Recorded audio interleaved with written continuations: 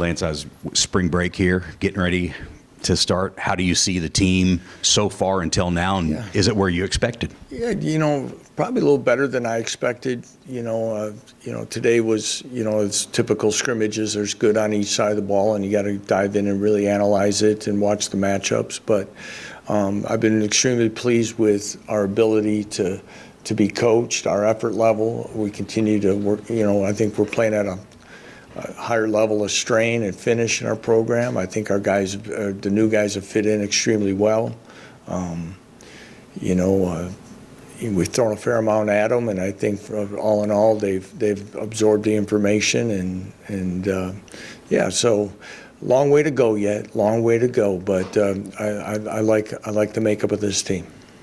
We're going to talk to the linebackers later. What have you seen from them? I know a lot of new ones in. Yeah, I really think they showed up, and they're playing downhill. Bengali Kamara is one that consistently shows up. Joe Sip may not always pass the eyeball test with people, but he's very instinctive and physical.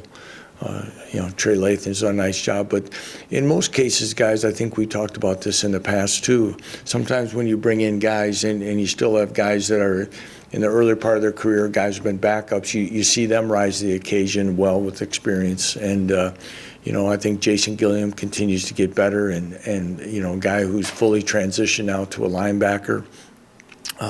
Logan Brantley didn't scrimmage today. He's limited in what he can do, but really proud of what Logan's done. He's an extremely athletic linebacker who loves to be physical and can run around and do a lot of things. And then John Kamara is a guy that, he's one of those guys. I think he gets better every day he steps in this building because it's important to him. He studies a game. He's a workout warrior. He does everything that we want. So really like the makeup of that group. New punter, new kicker in. What have you seen from them so far? Yeah, both are. We haven't done a ton of punting, and when you're inside, it's kind of hard on those guys for Finn to get a good look. But we'll get a little more of that as we go. Hopefully, this weather stays with us, that we can continue to be outside on a regular basis this spring. Lath is extremely accurate. Everything we thought we were getting and more. Got again a very consistent demeanor about himself, and as we lost guys at those positions, I think we've been able to fill in nicely.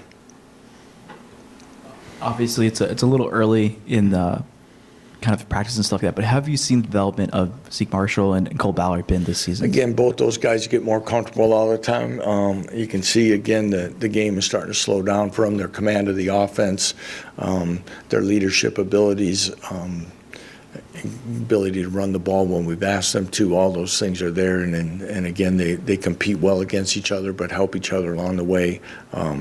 As we wait for Jalen's return, I'm very pleased with where we are at that position as far as depth goes, as if needed. Yeah, and you have a pretty brand new wide receiver group. Has anyone kind of stood out to you for some of the transfers? And again, I think all of them have been showing flashes that they're going to help this football team. Cam Pickett has been, is a guy that catches your eye, very steady. He did not go today, either did Emmanuel Henderson. Emmanuel, again, has that speed that we've been looking for, and he's going to be able to help us. But Levi Wentz is a guy that's been able to go up and make some plays, and has shown his ability to make contested catches, ability to get open and do things. Excited about him. Doug and Keaton continue to show that they're going to help this football team, and as they've waited patiently for their opportunity as well. So again, what was a question mark right now, I think is really starting to get answered, and the amount of guys that we play will yet to be seen. But I'm pleased with where that's at. Very pleased, in fact. And again, our young guys, the newcomers, with Jackson Cook coming in, and Bryson Hayes has shown that, he's got the physical makeup and things when he gets more. These are all bonus practices, as I always say, for those early enrollees. You really see the difference in August, but Tate Nagy has put some nice practices together. Again, height is always going, size is always going to be something people will look at, but he has great natural instincts, can separate from people, and he shows up, in many different situations. Going back to special teams, do you have any guys you're looking at as leading candidates right now in terms of returning kicks or punts? No, that'll probably be something as we kind of work through rest of spring and even into fall camp right now. So we've got a lot of guys working out there. So. And then we talked to Deshaun the other day, just having him back, how valuable is that, not just for the tight end room, but just as a leader on this team? It was extremely important. Again, his maturity, his demeanor, his life experiences. There's a guy that has a good head on his shoulders, married. He's got a lot of things all those different things that sometimes can be so valuable to a team in the locker room when sometimes young guys are going through the ups and downs and really sometimes when things are a little more emotional. I think he gives us a steady presence of things that can help relate.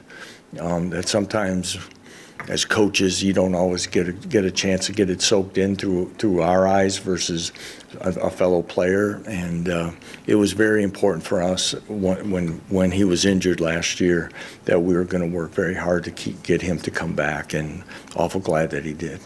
To build off that, how did you see Deshaun grow outside of football during that time out? I think as you've gone through, his story is very unique. Obviously, he's gone through a lot, whether it be health-wise versus having to sit out, all those things. I think he's persevered through things very well, and I think it's made him even stronger. It's made him appreciate opportunity,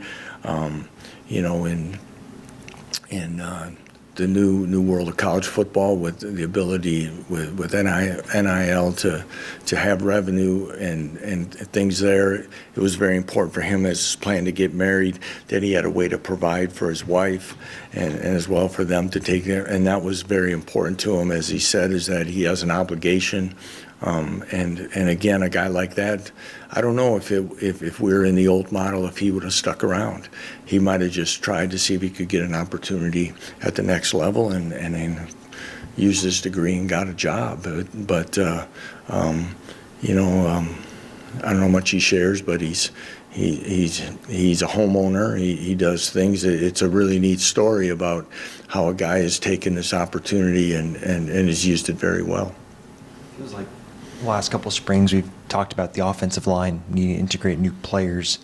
The same case this year. What have you kind of seen from that group early on in spring? Yeah, again, we got a lot of mixing and matching as always going right now. I think it'll be a work in progress a little bit as things kind of go through. Nolan Gorsica had a finger surgery today, and he'll miss the rest of spring. So a guy who's competing for a starting job, and I thought Nolan has continued to show improvement and a guy that can be counted on at the tackle position. He's played guard as well. Jack Tanner is a guy that we're very excited about where he's at.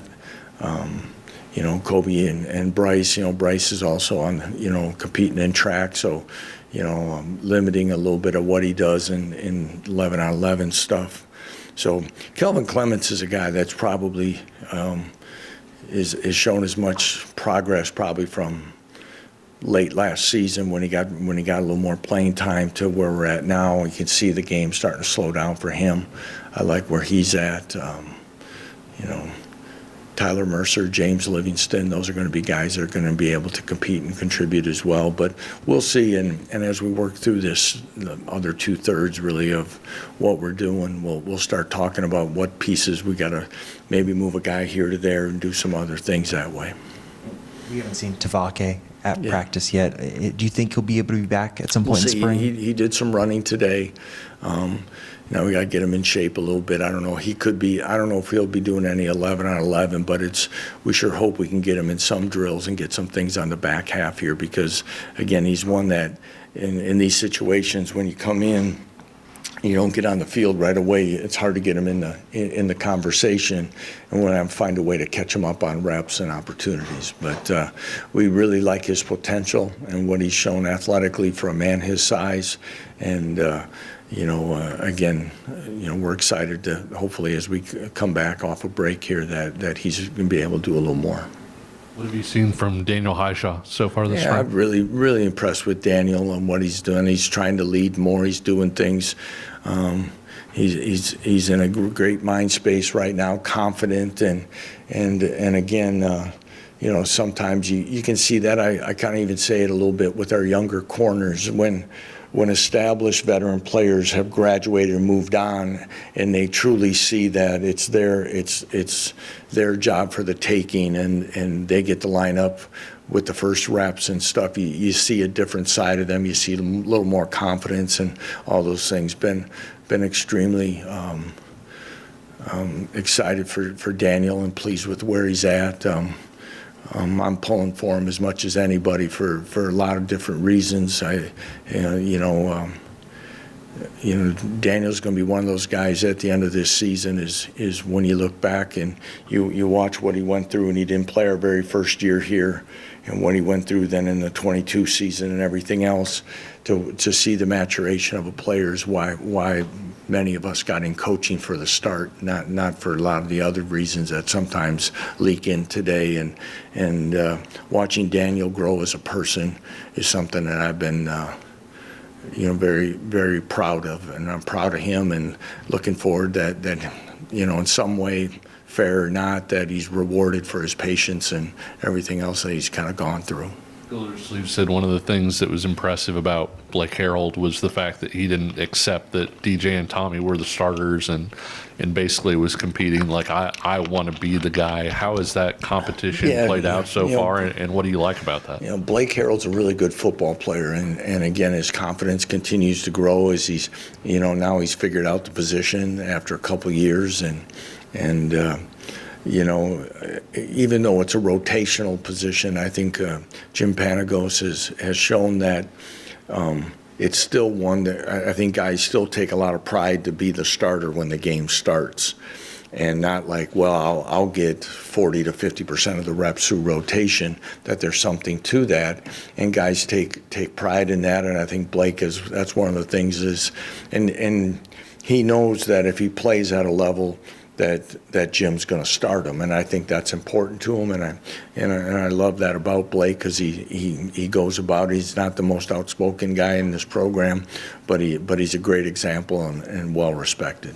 And then what have you seen from the new coordinators and how that whole process has worked out? I'm very pleased with both. I like what DK's kind of taken in a standard of what he expects from our defense, and hustle, strain, finish, communication, things that we were okay at, but now we're getting better at, that can pay off for our defense. Creating competition, letting them know that it's going to be hard. There's going to be things, but again, as much as everyone talks about offense in college football, and people get excited about explosive offenses and productive offenses, it's still defense that win you championships. And he's setting a mindset for this group to be the best. And I like where it's at. I like the way the guys have worked together in the transition of a new coordinator and a new voice. I think he is, I think from his time in the NFL,